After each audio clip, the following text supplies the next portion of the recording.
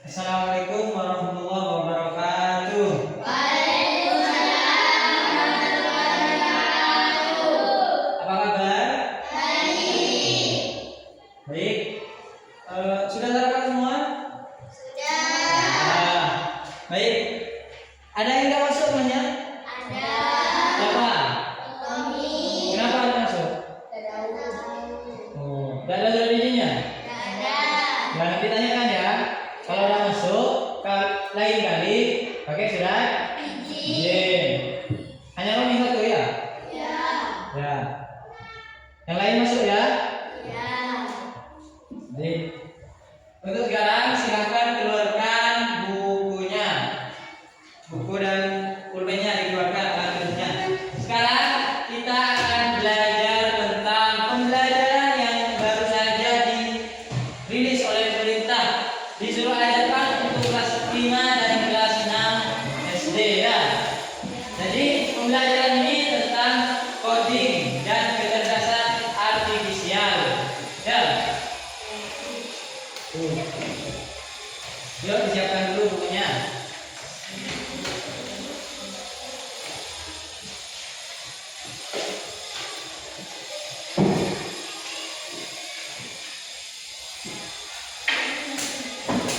Sudah disiapkan?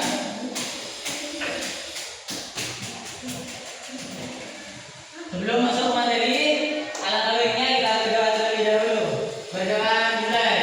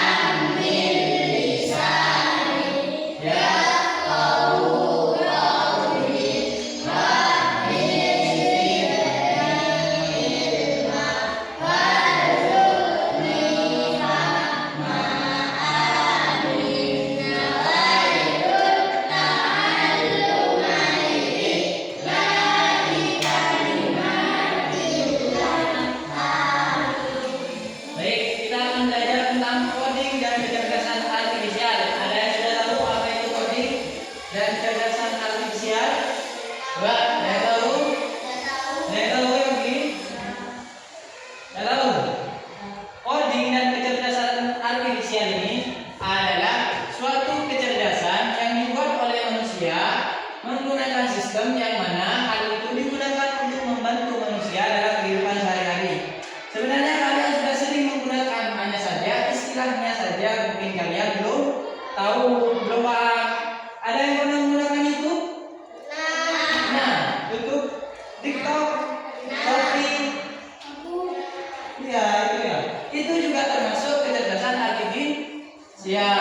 Apa itu coding? Coding adalah suatu kode pemrograman. Memprogram sesuatu agar bisa berjalan selayaknya perintah yang dijalankan. Misal seperti YouTube. YouTube itu ketika kita klik mic dan kita mengatakan kata kunci, misal film Upin Ipin, yang muncul apa? Upin Ipin. Karena apa? Itu sudah diprogram. Ketika yang dikatakan Upin Ipin, maka yang muncul Upin Ipin. Itu adalah coding, pemrograman. Ya, jadi seperti itu. Ketika programnya yang salah, maka yang akan ditampilkan juga salah. Itu termasuk kecerdasan artifisial. Jadi kecerdasan artifisial ini dihasilkan oleh coding atau pemrograman. Sama seperti ada pintu, ada rumah yang canggih, hanya dengan suara buka lemari, lemarinya terbuka, buka pintu, pintunya terbuka. Nah itu juga diprogram, ya, dengan program yang benar. Tapi coding dan kecerdasan artifisial ini juga ada kelemahan. Apa kelemahannya? Tidak bisa merasakan dan memfilter. Sehingga apa? Ketika yang dimasukkan programnya itu salah, kata kuncinya salah, maka yang dihasilkan juga salah. Misal kayak tadi rumah yang sudah modern pakai kecerdasan artifisial bisa dibuka dengan suara saja ya. Terus salah ketika memprogram atau mengasihkan kode salah, disuruh buka lemari malah buka menyalakan TV. Nah itu kalau kita gimana? Kalau kita ketika disuruh membuka lemari kan kita masih mikir, oh yang mana lemari itu kan? Tapi ketika sudah mesin atau robot yang menjalankan dan programnya salah, disuruh buka lemari tapi programnya menyalakan TV, maka secara otomatis TV-nya akan menyala tanpa berpikir karena programnya juga salah. Itu kelemahan dari kecerdasan artifisial begitu ya. Harapannya nanti kalian ketika sudah pembelajaran ini kalian dapat mengimplementasikan, melaksanakan apa yang sudah didapatkan dari ini. Oh, kecerdasan artifisial ini, dan manfaatnya bisa menggunakannya untuk kebutuhan sehari-hari. Misal, ada yang pernah menggunakan Google Maps, itu juga kecerdasan artifisial. Bisa tahu, bisa melacak tempat-tempat yang kita ingin tuju. Itu juga kecerdasan artifisial. Coba sebelum itu, coba kita tonton video tentang kecerdasan artifisial. Mungkin agak kecil ya, tapi insya Allah kelihatan ya.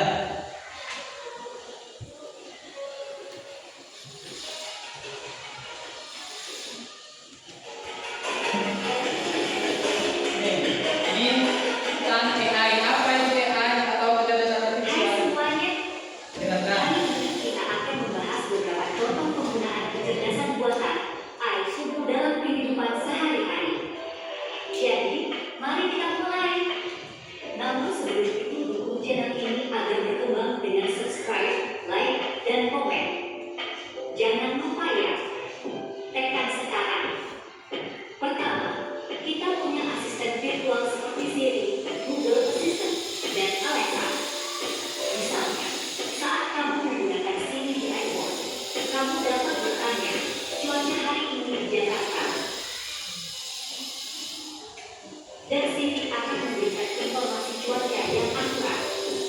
Selanjutnya, sistem rekomendasi produk. Ketika kamu berbelanja online, AI akan menganalisis riwayat pembelianmu dan memberikan rekomendasi produk yang sesuai dengan minatnya. Misalnya, jika kamu suka buku sejarah, AI akan merekomendasikan buku-buku sejarah terbaru. AI juga digunakan dalam mobil otonom. Contohnya, Tesla menggunakan AI untuk menggunakan mobil mereka secara otomatis. Mobil ini dapat mengenali lalu lintas, mengubah kecepatan, dan melakukan manuver lainnya dengan bantuan AI. Aplikasi penerjemahan seperti Google Translate juga menggunakan AI. Misalnya, jika kamu pergi ke negara yang berbicara bahasa yang tidak kamu kuasai, kamu dapat menggunakan Google Translate untuk menerjemahkan kata atau kalimat secara instan. Selanjutnya, sistem keamanan menggunakan AI untuk melindungi otakku. Misalnya, di bandara, sistem pengawas menggunakan AI untuk mendeteksi wajah orang yang terdaftar dalam daftar penjahat dan memberi peringatan kepada petugas keamanan jika ditemukan kesesuaian. Terakhir, ada sistem pengenalan suara. Misalnya, ketika kamu menggunakan Google Assistant, kamu dapat memberikan perintah suara seperti putar musik atau cari restoran terdekat, dan Google Assistant akan merespon sesuai dengan permintaan. Itulah beberapa contoh konkret penggunaan AI dalam kehidupan sehari-hari. AI telah memperkaya pengalaman kita dalam berbagai aspek, dari asisten virtual hingga mobil otonom, dan dari penerjemahan bahasa hingga keamanan. Terima kasih telah menonton, dan sampai jumpa.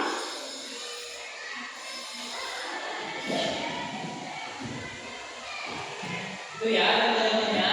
Ada apa aja tadi? Yuk, yang ingat?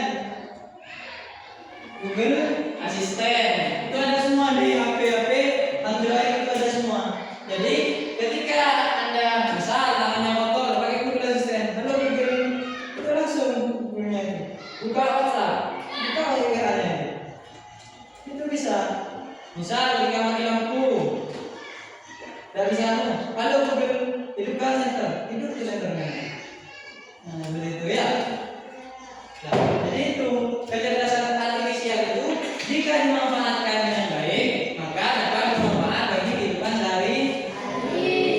Nah, tugasnya nanti ya, nanti ketika di rumah kalian nanti coba cari kecerdasan artifisial apa yang ada di rumah dan kalian bisa manfaatkan ya. Nanti dicatat ya. Begitu. Sekarang coba sekarang kita contohkan Google Maps tapi manual. Ya. Kita butuh 2 orang, satu sebagai pengarah. Artinya apa? Ketika di Google Maps kita memberikan berita contoh dari KDS, muncul juga KDS. Nah, petunjuk arahnya nanti satu orang menjadi petunjuk arah, satu orang lagi menjadi yang berjalan. Itu ya. Coba misal tujuannya dari kota ini ya, kota ini.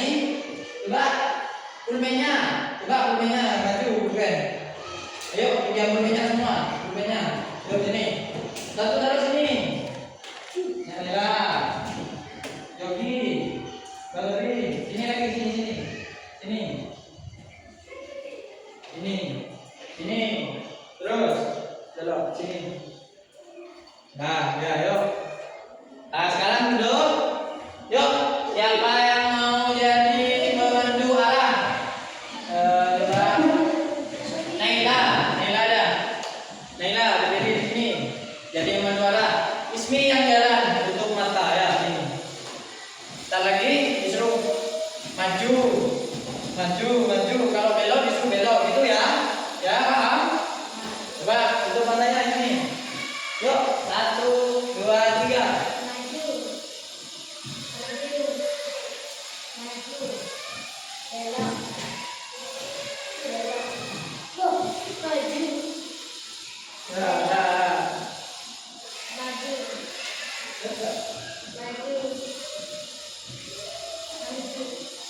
Nah, sudah ya.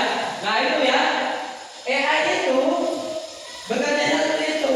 Disuruh belok gini ya. Jadi ketika instruksinya salah, maka yang dijalankan juga salah. Ketika kita mau ke KDS, tapi instruksinya adalah puskesmas, ya kita diarahkan ke puskesmas seperti itu ya.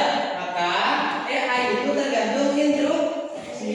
Kalau kita masih bisa mengoreksi, kita mau ke puskesmas ternyata jalan ke A, kita mau ke KDS ternyata jalan puskesmas, ini kayaknya salah jalannya, kita balik. Kalau AI ada, kalau sudah instruksinya ke puskesmas, itu pasti nanti ke puskesmas.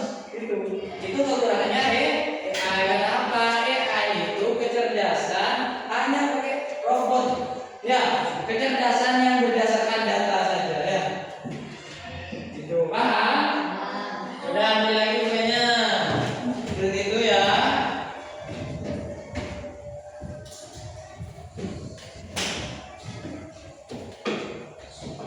Coba sekarang tulis apa yang kamu pelajari hari ini dan apa yang ingin kamu ketahui tentang AI, coding dan kecerdasan artifisial. Yuk, bentar lagi dibahas. Yuk, apa yang sudah kamu ketahui tentang coding dan kecerdasan artifisial ditulis di bukunya masing-masing. Coba, yuk. Apa yang kamu ketahui tentang kecerdasan artifisial? Yang barusan sudah dijelaskan. Dan apa yang ingin kalian tanyakan? Apa yang ingin kalian ketahui? Yuk, tulis.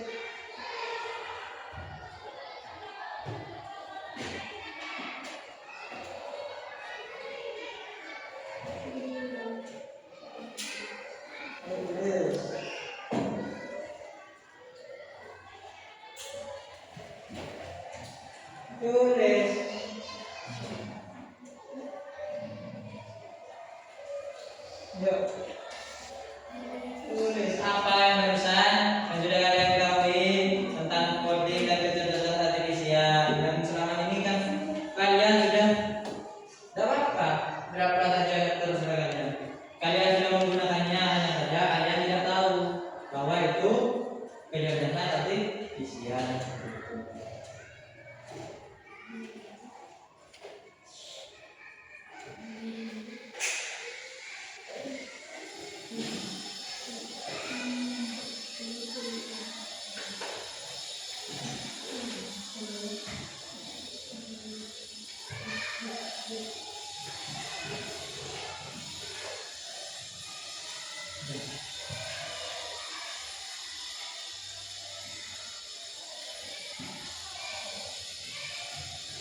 Apa yang ingin diketahui itu juga ya, tak lagi sampai dibacakan ya beberapa siswa.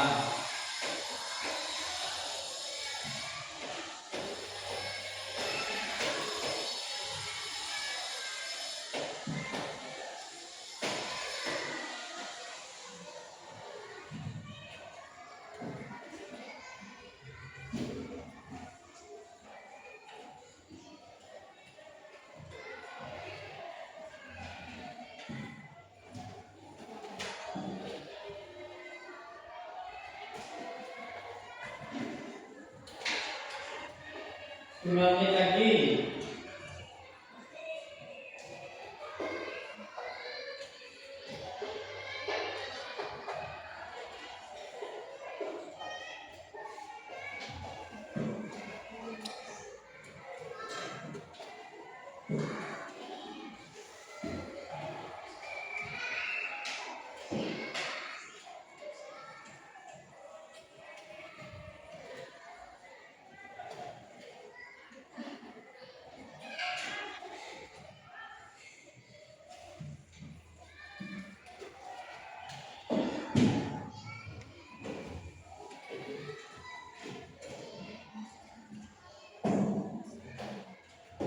Pertanyaan yang ingin kamu ketahui dan apa yang sudah kamu ketahui ya.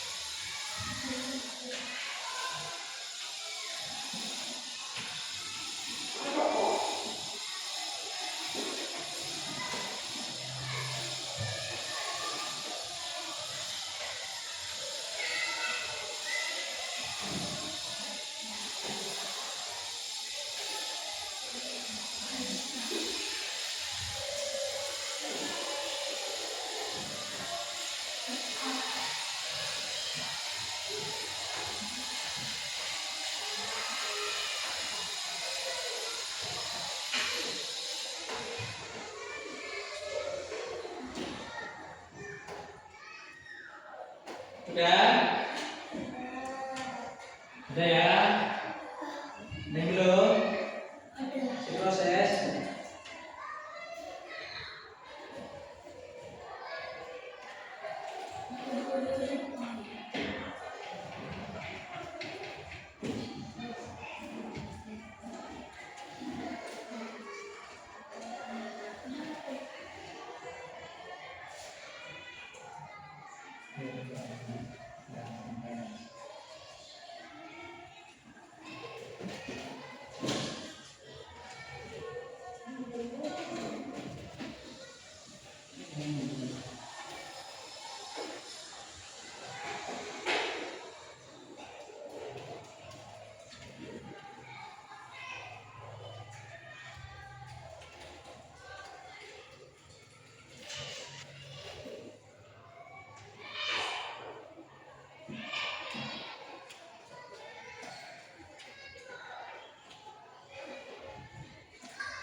Sudah ya?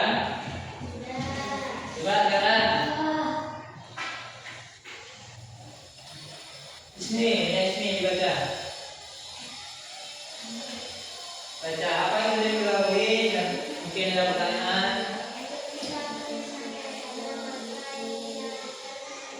Nah, ketika AI atau kecerdasan artifisial itu berdasarkan data, ketika perintah yang diberikan itu salah, maka apa yang dilakukan juga salah. Beda dengan manusia.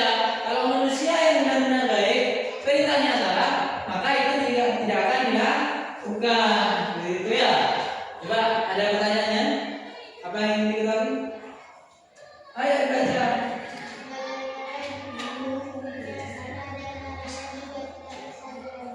Nah, bagaimana jika petunjuknya salah dan juga tidak bisa dilewati? Petunjuk AI itu sesuai dengan petunjuk. Ketika petunjuknya yang diberikan, contoh Maps itu ya, Maps itu ketika diberikan petunjuk atau diberikan perintah, maka yang akan diarahkan itu jalan tercepat. Tidak bisa mikir mana yang bagus, mana yang tidak bersumbang, mana yang jalannya tidak macet, itu tidak bisa ya. Jadi bisanya hanya yang tercepat saja ya. Jadi seperti itu. Kalau manusia, oh lewat sana cepat, dekat ya, dekat pendek jalannya, tapi berdubah, susah, sehingga apa? Nanti tambah lama. AI tidak bisa bikin seperti itu. Bisanya hanya, oh jalan tercepat lewat sini, nggak tahu jalannya ini berdubah, rusak atau apa seperti itu ya. Itu kegunaannya. Gitu. Coba ini Ardi.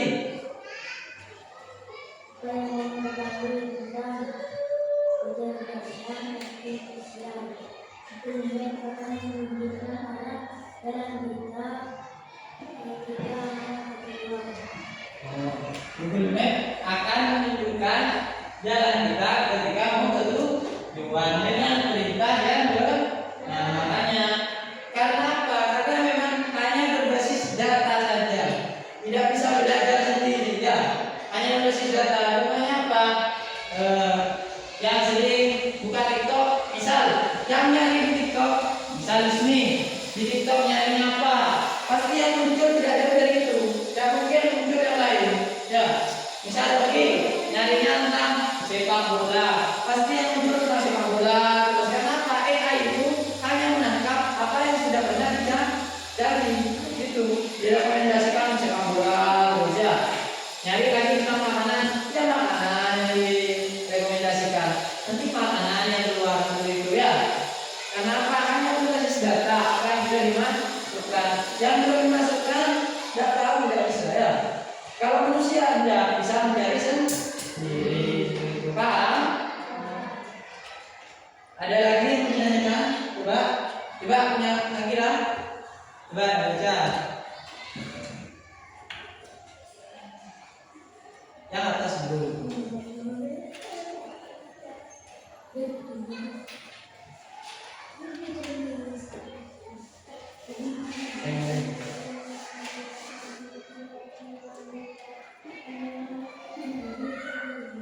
Gimana? Coba yang nyari.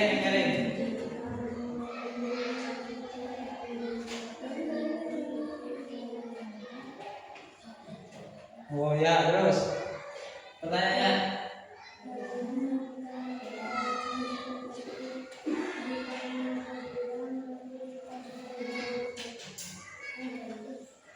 Oh ya, itu ya katanya barusan ada kekurangannya dari AI. Contoh perintah yang diberikan salah, disuruh buka lemari malah dihidupkan TV, buka pintu itu karena perintahnya salah, codingnya salah, programnya salah. Ya, itu. Terus pertanyaannya, bagaimana jika disuruh belok kanan padahal ada jurang gitu ya? Nah, itu juga keterbatasannya. Karena AI itu butuh update, ya. Sedangkan itu mungkin belum update. Mungkin kemarin di kanan itu masih jalan.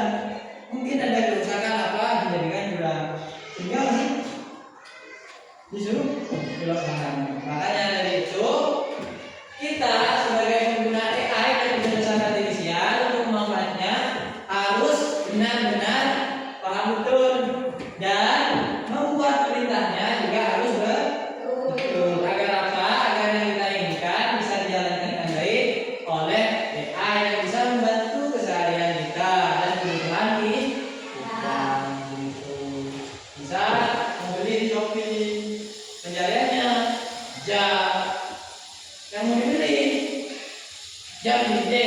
Yang kedua apa?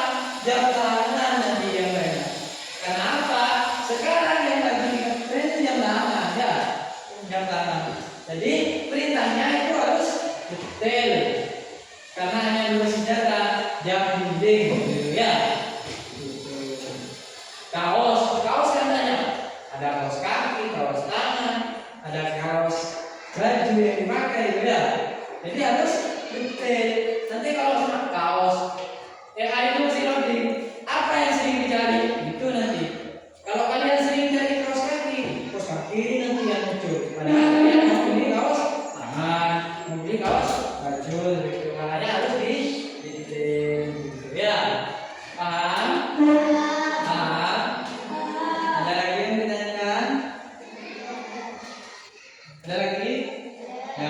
Ya, tugasnya ya, tugas di rumah dikerjakan di rumah. Tugasnya itu tulis.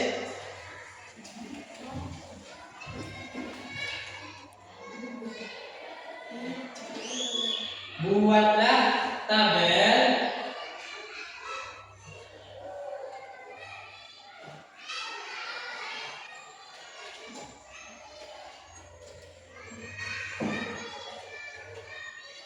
contoh kecerdasan artifisial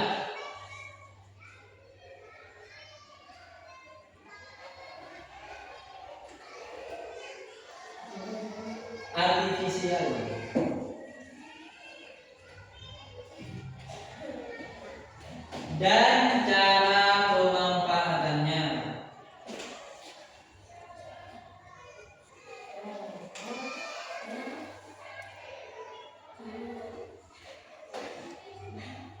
Lima saja.